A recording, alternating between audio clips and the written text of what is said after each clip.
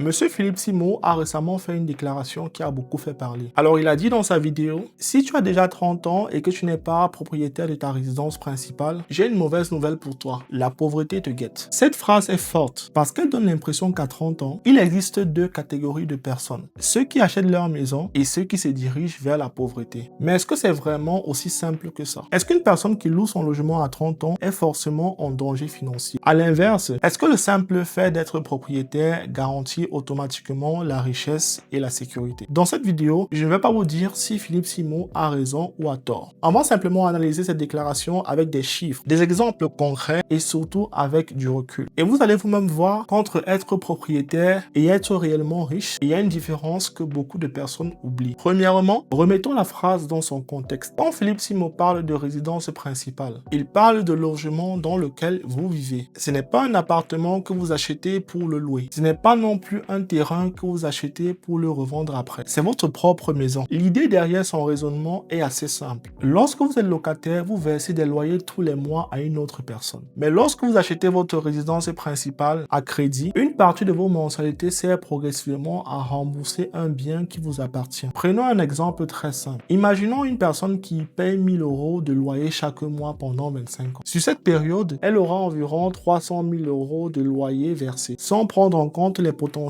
augmentations. À la fin des 25 ans, elle pourra toujours avoir besoin de louer un logement. Prenons maintenant un autre exemple qui rembourse également 1000 € par mois pour son crédit immobilier. Une partie de cette somme sert à payer les intérêts, l'assurance et les différents frais, mais une autre partie sert à rembourser le capital emprunté. À la fin du crédit, si tout se passe bien, cette personne possède un logement clé en main. C'est potentiellement cette différence que Philippe Simo cherche à mettre en avant. À l'approche de la retraite, les revenus peuvent drastiquement diminuer. Une personne qui a terminé le remboursement de sa maison n'a normalement plus de loyer, plus de mensualité de crédit à payer. Elle conserve malgré tout certaines dépenses, les impôts locaux, les charges, les réparations, l'entretien et les potentiels travaux. Mais son coût de loyer peut devenir beaucoup plus faible que celui d'un locataire. Le locataire, lui, par contre, doit continuer à payer son loyer, même si sa retraite est inférieure à son ancien salaire. C'est donc à ce moment-là que le fait d'être propriétaire peut devenir une forme de protection. Mais il faut maintenant regarder l'autre côté de la réalité. Car acheter une maison ne consiste pas simplement à remplacer un loyer par une mensualité de crédit. Quand vous achetez, vous devez généralement apporter de l'argent pour couvrir les frais de notaire, les frais de garantie, les frais de dossier et parfois des frais de travaux. Vous devez également payer les intérêts du crédit. En France, par exemple, le taux moyen des nouveaux crédits immobiliers était d'environ 3,22% en avril 2026, selon la Banque de France. Cela signifie que lorsque vous empruntez 200 000 €, vous ne remboursez pas seulement 200 000 €.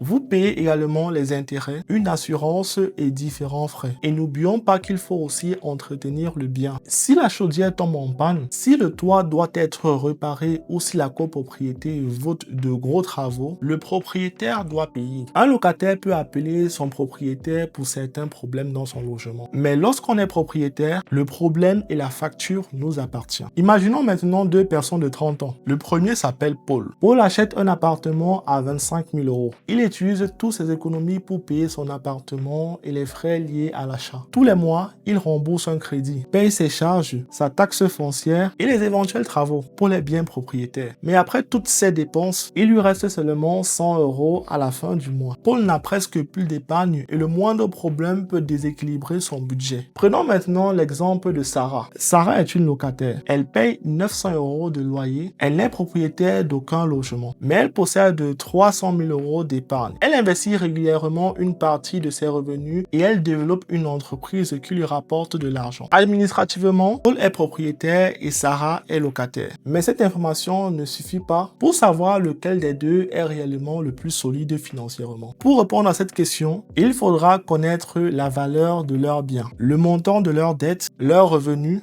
leurs dépenses et leurs épargnes. Parce qu'un propriétaire peut avoir un patrimoine immobilier important tout en ayant encore beaucoup d'argent à rembourser à la banque. Et un locataire peut ne posséder aucune maison tout en ayant une entreprise rentable, des placements et beaucoup de liquidités. Il faut donc faire la différence entre être propriétaire et être riche. Quand vous achetez un logement à crédit, vous ne possédez pas immédiatement toute sa valeur nette. Si votre maison vaut 250 000 €, mais que vous devez encore encore 220 000 euros à la banque, votre patrimoine immobilier net n'est pas de 250 000 euros. Il faut tenir compte absolument de la dette restante. Mais au fur et à mesure que vous remboursez votre crédit, cette dette diminue. Votre part réelle dans le bien augmente progressivement. C'est ce qu'on appelle la construction d'un patrimoine. Il y a également un autre élément important, l'âge de 30 ans. En France, selon les données publiées par l'INSEE, seulement 23% des ménages dont la personne de référence a entre 25 et 29 ans sont propriétaires de leur résidence principale. Entre 30 et 39 ans, cette proportion est d'environ 45%. Cela signifie que plus de la moitié des ménages de cette tranche d'âge ne sont pas encore propriétaires de leur résidence principale. Les situations sont évidemment différentes selon les pays, les villes et les revenus des familles. Acheter une maison à Douala, à Yaoundé, dans une petite ville de France ou à Paris ne demande pas le même budget. Certaines personnes commencent à travailler à 20 ans, d'autres personnes terminent leurs études à 25 ou à 27 ans. Certaines personnes vivent en couple avec 2 revenus, d'autres sont seules avec des enfants. Certaines reçoivent une aide de leur famille pour contribuer à leur apport. D'autres personnes doivent partir de zéro. L'âge à lui seul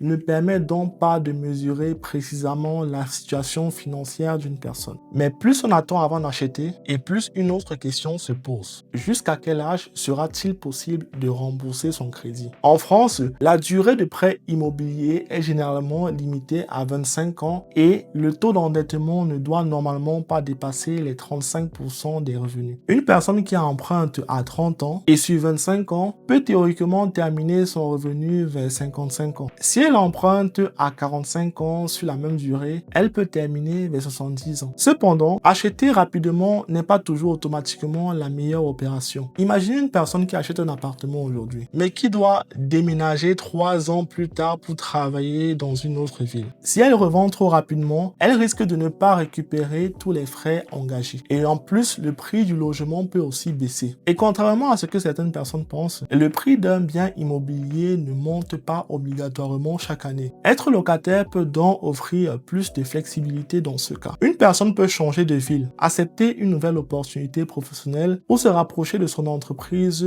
plus facilement. Mais cette flexibilité a un coût. Le loyer ne permet pas directement de devenir propriétaire du logement. Finalement, derrière la phrase de Philippe Simon, il existe plusieurs questions différentes. Est-ce que cette personne est locataire par choix ou au contraire n'arrive pas à acheter son propre logement? Que fait-elle avec l'argent qu'elle ne place pas dans une résidence principale? Est-ce qu'elle épargne? Est-ce qu'elle investit? Est-ce qu'elle développe une activité? Ou est-ce qu'elle dépense tout simplement tout ce qu'elle gagne? De la même manière, il faut aussi regarder la situation des propriétaires. A-t-il acheté un logement adapté à ses revenus? Possède-t-il encore une épargne de sécurité après l'achat? La mensualité du crédit permet-elle de continuer à vivre correctement? Et surtout, pourra-t-il continuer à payer si ses revenus diminuent? Deux personnes peuvent donc avoir exactement le même âge et le même salaire, mais suivre des stratégies complètement différentes. L'une peut choisir d'acheter rapidement pour sécuriser son logement, l'autre peut choisir de rester locataire quelques années pour investir son argent, développer son entreprise